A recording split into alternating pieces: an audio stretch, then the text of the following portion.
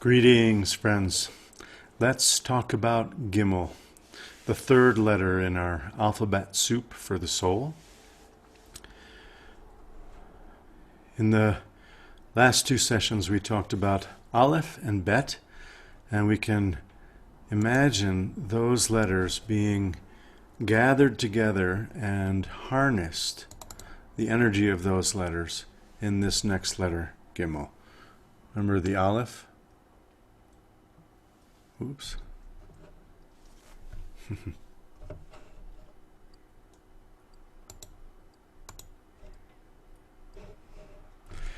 Let's try it again. Aleph, contained by a bet.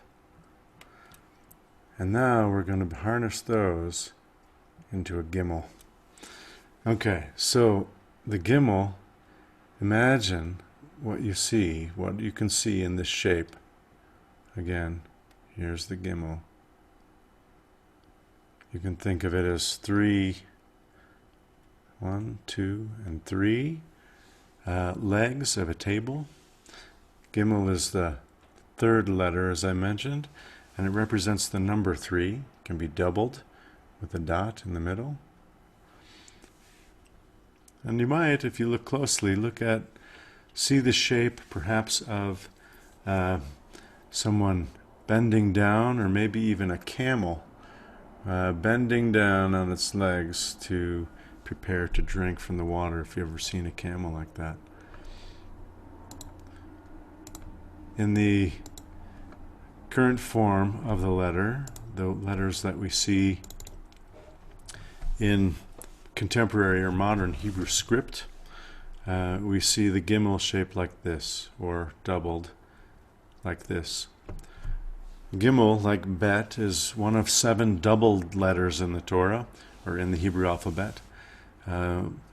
Once upon a time, it probably had the sound like a G-E has in English, Jor, or would have been pronounced, instead of a G, it would be Je.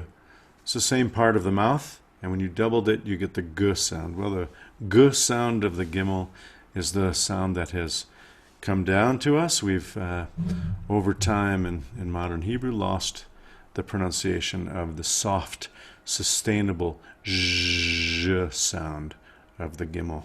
So that's why it's a double letter. Once upon a time, it preserves this whole way of enunciating a syllable that we no longer use in modern Hebrew. So the name of the letter comes from the Hebrew word for camel. Gamal is the Hebrew word for camel. And so when we think about what the shape of the letter, what this symbol represents beyond the sounds je and g, and actually I should mention that you can also, with a little chik-chuk abbreviation above it, that's how you write the sound j, like a J in Hebrew, like Jamie would be written with a Gimmel with a little chik-chuk above it. I can draw that for you. So that sound has been preserved because it's such a common sound to see written when you're borrowing a language. So if you do the Gimmel and a little chik-chuk like that, that's in modern Hebrew, that's how you'd write the J sound, the J, instead of the G. Okay? So thinking about the sounds and the shape of the letter, what else could it represent? Oops, wrong screen. Let's try that again. Here we go. Okay. So what is a camel offer? Camel is one of the earliest of the beasts of burden, right? A service animal, truly, and would carry the water and heavy blankets and the like, tents, poles, etc., for the Israelites and nomadic communities in the Middle East through the desert wilderness. They were models of service, and the word gamal has come to represent a form of action on behalf of another. So we see in Proverbs 31, Gamalt Tov Velo Ra, in describing the attributes of an ideal woman, of a woman of valor, as someone who, Gamal, who is very giving, gives of good actions, does him good, is how I'm translating here. Or in the Amidah, the opening prayer of the standing prayer, devotional prayer, and the daily Amidah, we say Hagomel Chasadim Tovim, you have probably heard of the expression Gimilut Chesed, or Gimilut Chasadim Tovim. So that word Gamal, that word, again, the same letters that are used to form the name of this letter, Gamal is a way of expressing this generosity or generating acts of kindness, associated specifically with acts of kindness or service, right? Service for another. So the silence of the Aleph being housed in the house of the Bet, of the Bait, then being channeled and extended to another as an act of generosity. So the shift from Bet to Gimmel.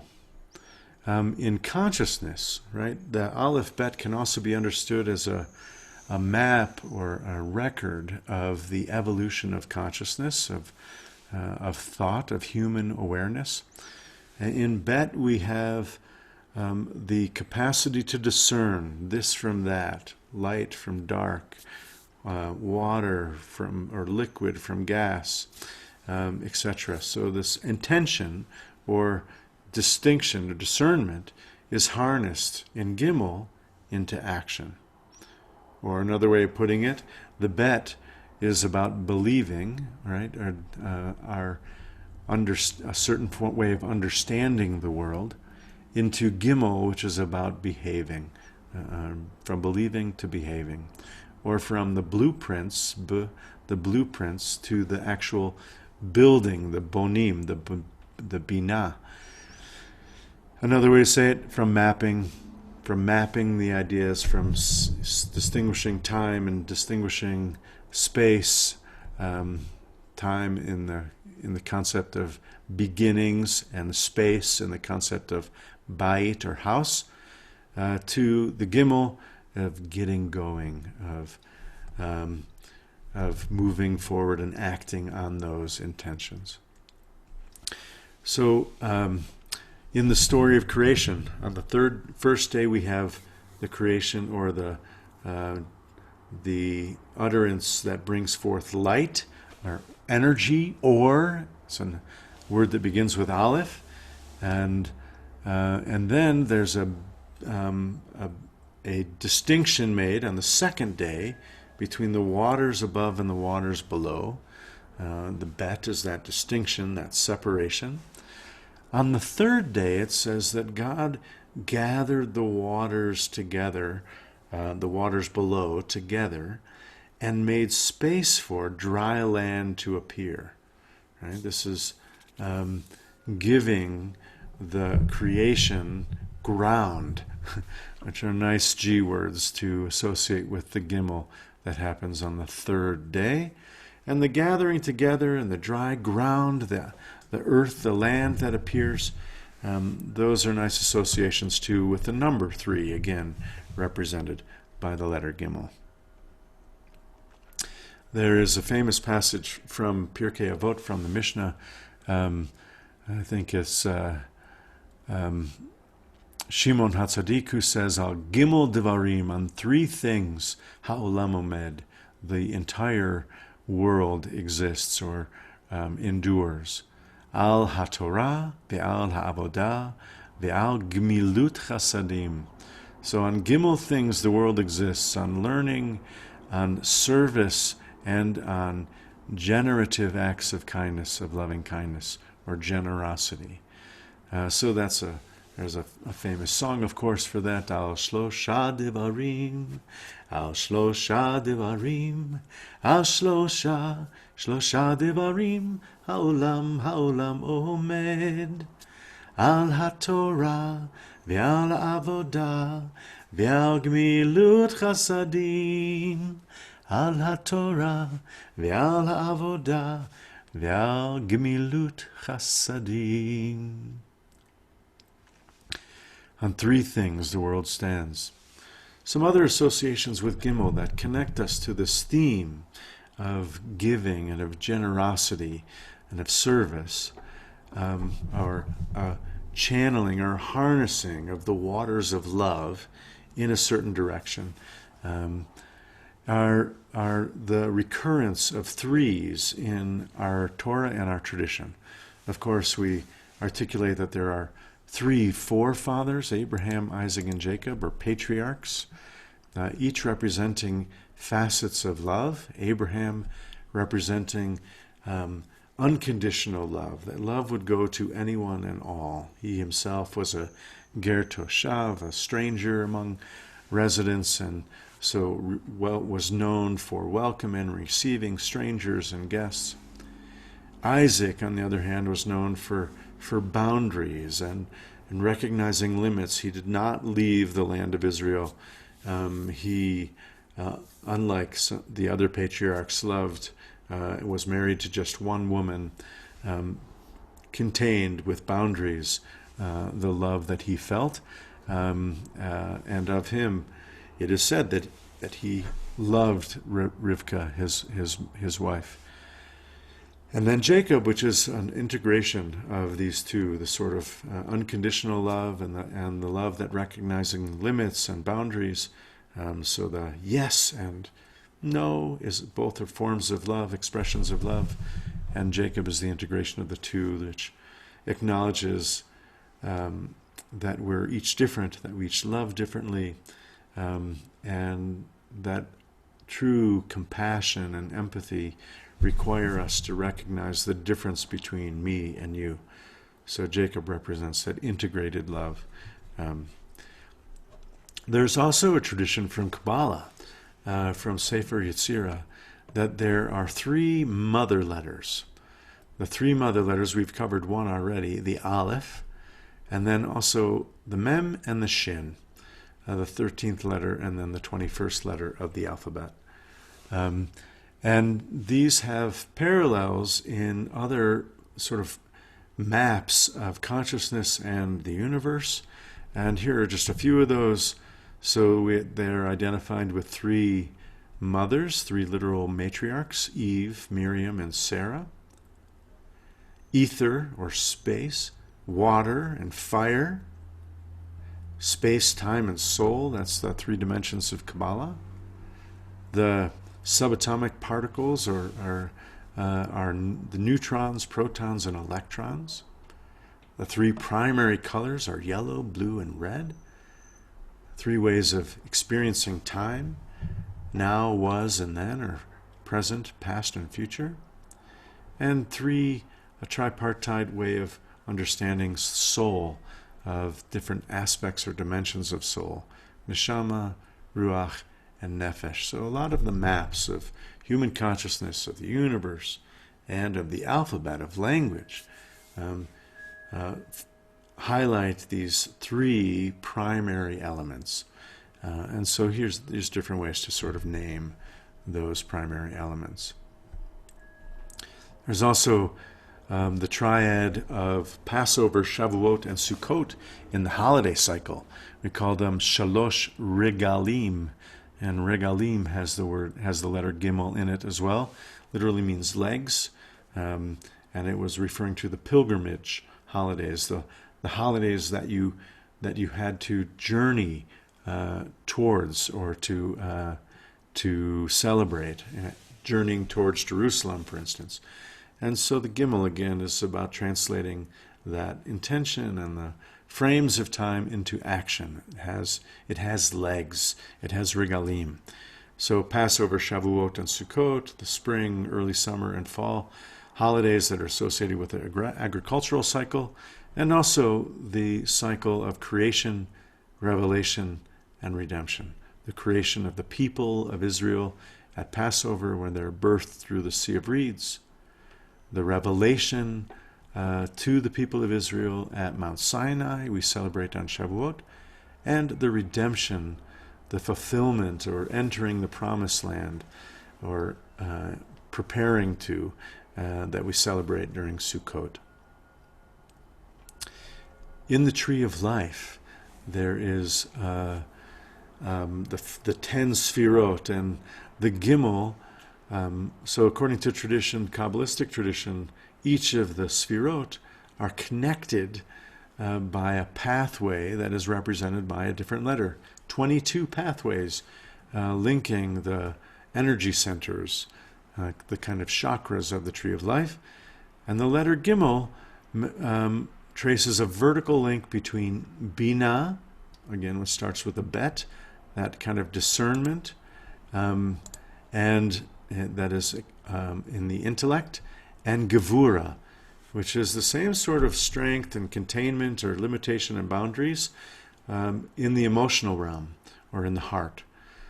So it is this move from an idea towards action through the energy of the heart is what the Gimmel then represents, into Gevura, moving from Bet into Gimmel or Bina into Gevura.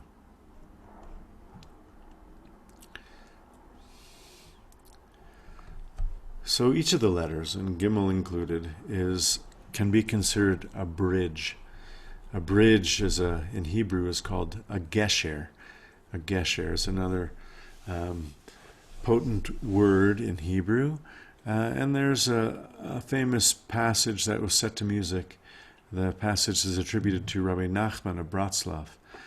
And as we find ourselves in a difficult or a trying time, like maybe perhaps he did, this statement might be all the more relevant. Kol haolam kulo, gesher tsar me'od, v'ha'ikar lo lefached klal. The entire world is likened to a very narrow gesher, a very narrow bridge. But the essential thing is not to let fear be the guiding principle. Fear be our general rule or guide our behavior. Instead of fear, instead of pachad, we might put into the ikar place the essential rule, that of gimilut chesed, of acting with loving kindness, measurable acts of loving kindness. It's not just feeling love that Gimmel represents, but acting on love. You might say to your beloved, how have I shown you that I loved you today? Kol ha'olam kulo gesher tsar me'od v'ha'ikar lo lefached klal. The entire world is likened to a narrow bridge.